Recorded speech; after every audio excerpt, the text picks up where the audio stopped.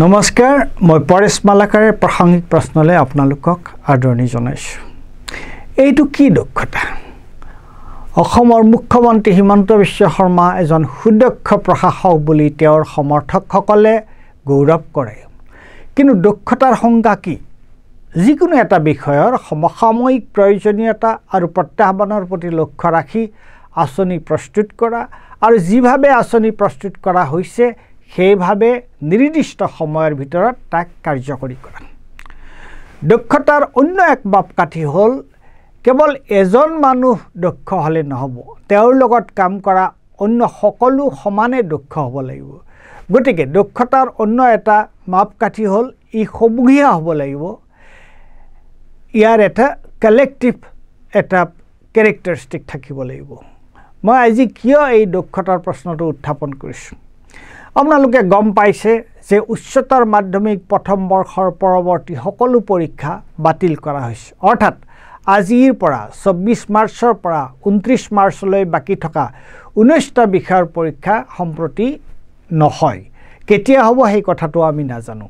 ইয়াৰ মূল কাৰণ হ'ল ইতিমধ্যে গণিত আৰু অৰ্থনীতি বিষয়ৰ প্ৰশ্নকাকত ফাদিল হোৱাৰ পিছত ৰাজ্যজুৰি সৃষ্টি হোৱা প্ৰতিক্ৰিয়া।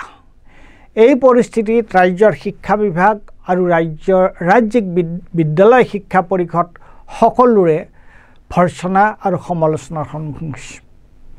আপোনালোকে ভাবি চাওক, আমি কি এটা পৰিস্থিতিৰ মাজত আছোঁ।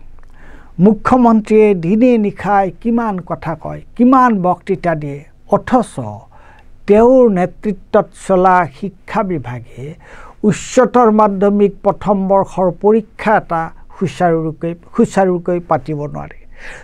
চূড়ান্ত বৰ্ষৰো নহয়, প্ৰথম বৰ্ষৰ পৰীক্ষা তাকো তেওঁলোকে পাতিব নোৱাৰে। ইয়াতকৈ ডাঙৰ ব্যৰ্থতা, অদক্ষতা কিবা হ'ব পাৰেনে? যিসকলে মুখ্যমন্ত্ৰীক অতি দক্ষ বুলি দিনে নিশাই চিঞৰি থাকে তেওঁলোকে এই সন্দৰ্ভত কি ক'ব? মুখ্যমন্ত্ৰী অতি দক্ষ অথচ তেওঁৰ মন্ত্ৰীসভাৰ আন সকলোবোৰ অদক্ষ। মুখ্যমন্ত্ৰী অতি দক্ষ কিন্তু তেওঁৰ তলৰ আন সকলো বিভাগ অদক্ষ। তেওঁ চলোৱা চৰকাৰখন যদি অদক্ষ হয়, মুখ্যমন্ত্ৰীজন কেনেকৈ দক্ষ হ'ব পাৰে? কিয়নো আমি আগতেই কৈছোঁ যে দক্ষতাৰ এটা মাপকাঠি হৈছে যে সময়মতে নিয়াৰিকৈ কাম কাৰ্যকৰী কৰা। প্ৰথম কথা হ'ল যে সময়ৰ প্ৰয়োজন অনুযায়ী, সময়ৰ প্ৰত্যাহ্বান অনুযায়ী কাৰ্য আঁচনি প্ৰস্তুত কৰা, পৰিকল্পনা কৰা। আৰু 2 নম্বৰ কথা হৈছে সেই পৰিকল্পনা, সেই আঁচনি এটা টাইম বাউণ্ডভাৱে অৰ্থাৎ এটা সময়ত, এটা নিৰ্দিষ্ট সময়ত তাক সুচাৰুৰূপে কাৰ্যকৰী কৰা। আৰু আকৌ কৈছোঁ যে এজন মানুহ পাৰ্গত হ'লে নহ'ব, দক্ষ হ'লে নহ'ব, এফিচিয়েণ্ট হ'লে নহ'ব, তেওঁৰ দলটো এফিচিয়েণ্ট হ'ব লাগিব। অৰ্থাৎ দক্ষতাৰ এটা উমৈহতীয়া এটা চৰিত্ৰ আছে। গতিকে আজি দিনে ৰাতিয়ে অসমৰ মুখ্যমন্ত্ৰী সন্মানীয় হিমন্ত বিশ্ব শৰ্মাই ক'ত কিমান কথা কয়, ক'ত কিমান কাম কৰাৰ কথা কয়। এটা অতি সাধাৰণ এটা উদাহৰণ হৈছে এইটো যে তেওঁলোকে তেওঁৰ তলত থকা শিক্ষা বিভাগে, ৰাজ্যিক শিক্ষা পৰিষদে তেওঁলোকে উচ্চতৰ মাধ্যমিকৰ তেওঁলোকে প্ৰথম বাৰ্ষিকৰ, এইটো মনত ৰাখিব, এইটো প্ৰথম বাৰ্ষিকৰ এটা পৰীক্ষা।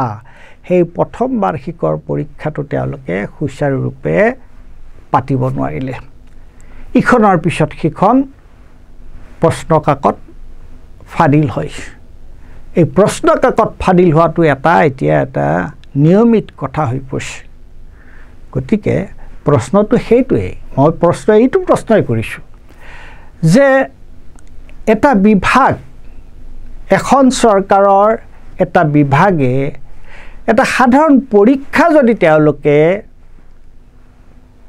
সুচাৰুৰূপে পাতিব নোৱাৰে, সফলকৈ তেওঁলোকে পাতিব নোৱাৰে, নিয়াৰিকৈ যদি তেওঁলোকে পাতিব নোৱাৰে, তেতিয়াহ'লে এই চৰকাৰখন কেনেকৈ সুদক্ষ এখন চৰকাৰ হ'ল এই চৰকাৰখন কেনেকৈ এখন এফিচিয়েণ্ট চৰকাৰ হ'ল তে সেইটো সঁচাকৈ আমাৰ সকলোৰে কাৰণে এইটো এটা ডাঙৰ চিন্তাৰ বিষয় হৈছে এতিয়া এই যে এইসকল ছাত্ৰ ছাত্ৰী অভিভাৱক তেওঁলোকৰ পৰিয়ালবৰ্গ তেওঁলোকৰ কি চিন্তা হ'ব চাওকচোন এতিয়া ভাবি চাওক যে আমি এখন কি শিক্ষা বিভাগৰ তলত আছোঁ কি চৰকাৰৰ তলত আছোঁ য'ত পৰীক্ষা এটা তেওঁলোকে ঠিকমতে সময়মতে তেওঁলোকে পাতিব নোৱাৰে তে ইয়াতকৈ আৰু কি কোৱা হ'ব ধন্যবাদ